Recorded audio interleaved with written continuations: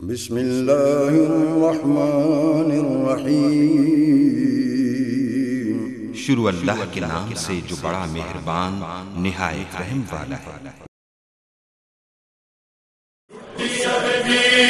لٹیا وچ پردیس دے لٹیا لٹیا لٹیا وچ پردیس دے لٹیا لٹیا لٹیا وچ پردیس دے لٹیا گا گھوڑے دیاں ٹٹیاں وچ پردیس دے لٹیا لٹیا لٹیا وچ پردیس دے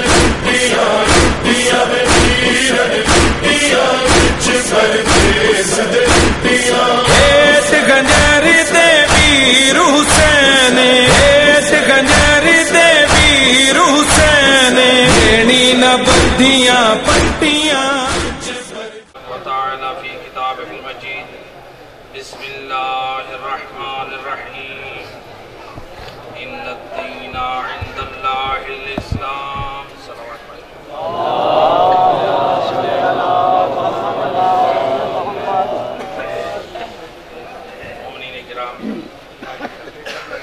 علماء کرام تشریف لا چکے ہیں اور وقت کے دامن میں گنجائش بھی نہیں ہے، نہایت ہی مختصر وقت کے لیے اس کی وجہ سے خطبے کو بھی نہایت ہی مختصر کیا ہے۔ بسم اللہ۔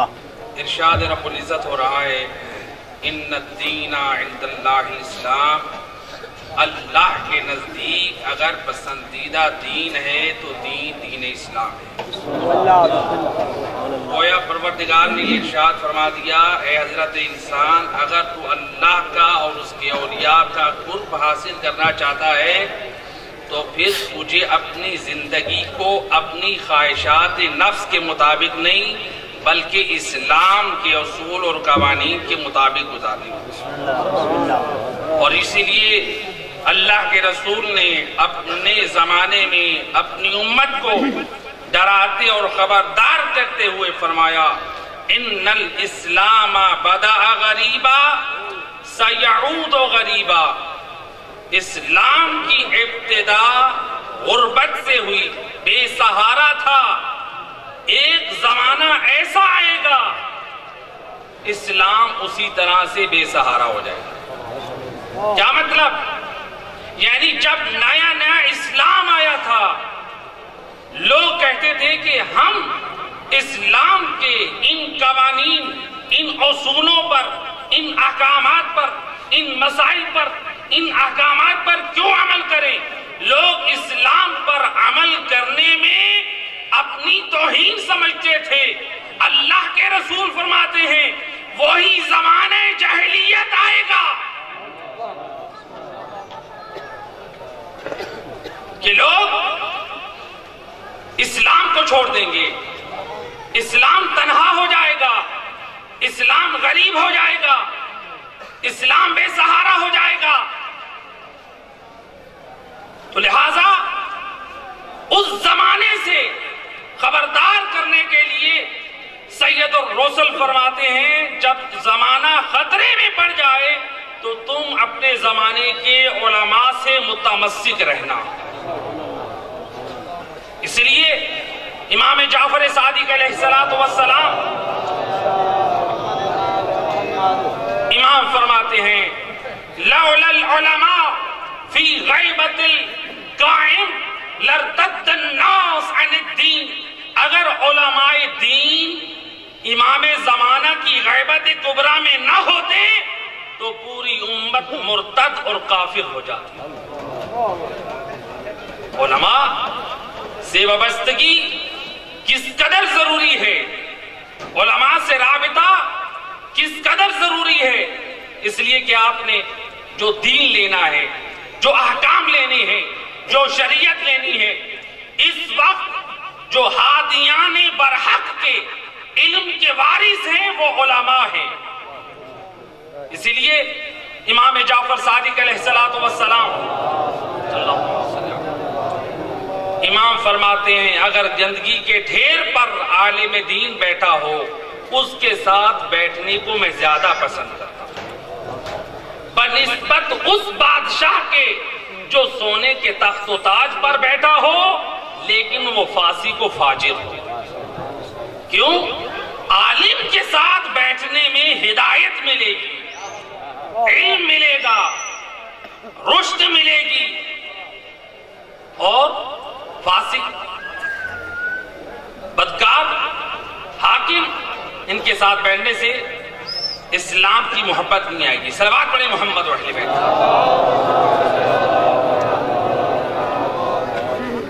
تو اللہ نے جو دین پسند کیا ہے وہ اسلام ہے. اسلام نام ہے، الاسلام هو التسلیم. اسلام نام ہے کہ اس کو قبول کر لیں، اس کو اپنا لیں، اس کے ہر عمل پر، اس کے ہر حکم پر لبیک کہیں.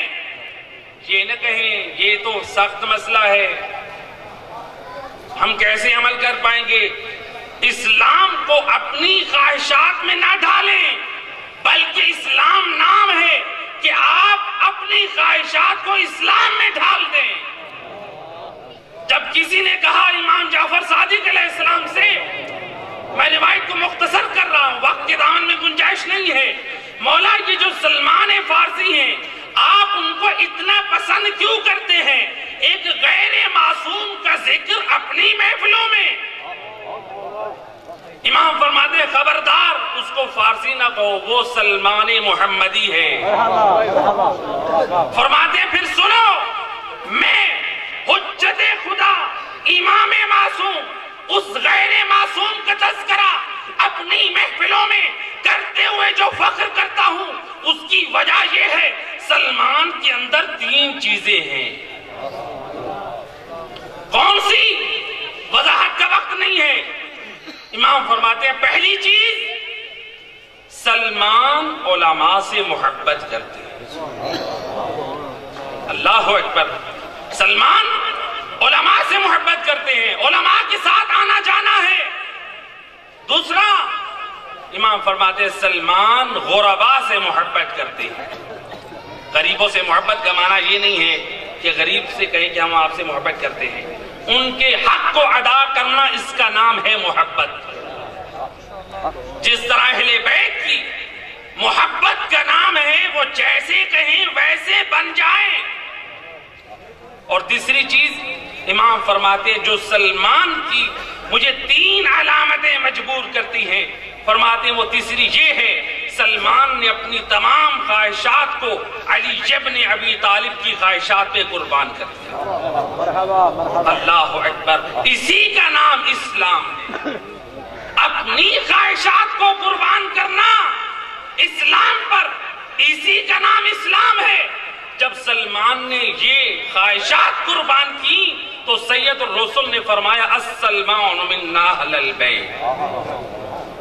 یہ اس منزل پر ایسے فائز نہیں ہوئے.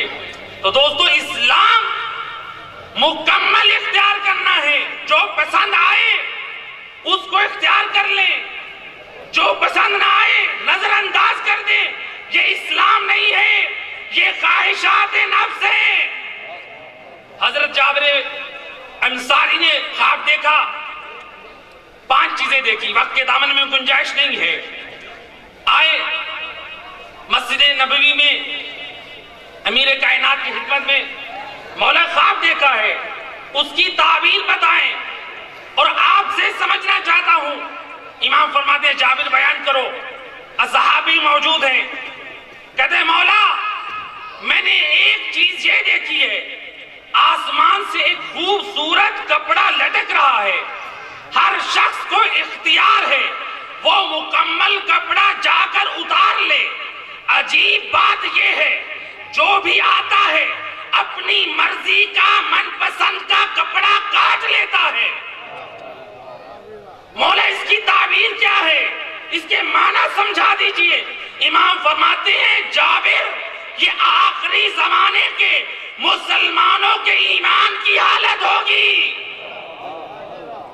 لوگوں کو اختیار ہوگا اپنی نجات کے لیے اسلام کو مکمل قبول کریں، لیکن ہوائے نفس کے اس قدر غلام ہوں گے جو دل کو پسند آئے گا اسلام لے لیں گے، جس میں نقصان نظر آئے گا چھوڑ دیں گے۔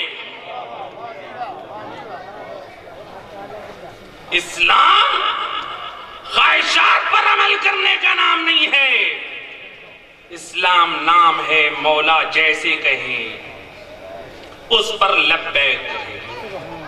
اللہ اکبر۔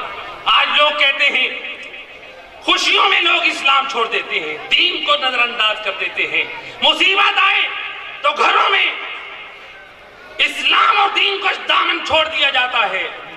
میرے اور آپ کے گھر میں زیادہ مصیبت ہے یا کربلا والوں میں زیادہ مصیبت ہے؟ آؤ ذرا کربلا میں دیکھو، علی زادی نے وقت مصیبت میں بھی اسلام کی بقا کی فکر کی ہے۔ اللہ اکبر۔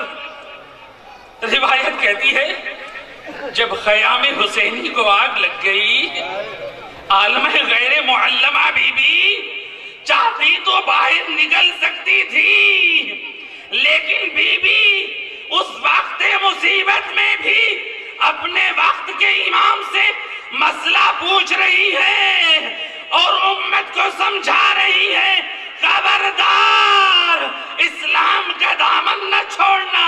ارے ہم تو وقت مصیبت میں بھی شریعت کو نہیں چھوڑتے۔ علی کی بیٹی کیا کہتی ہے؟ سجاد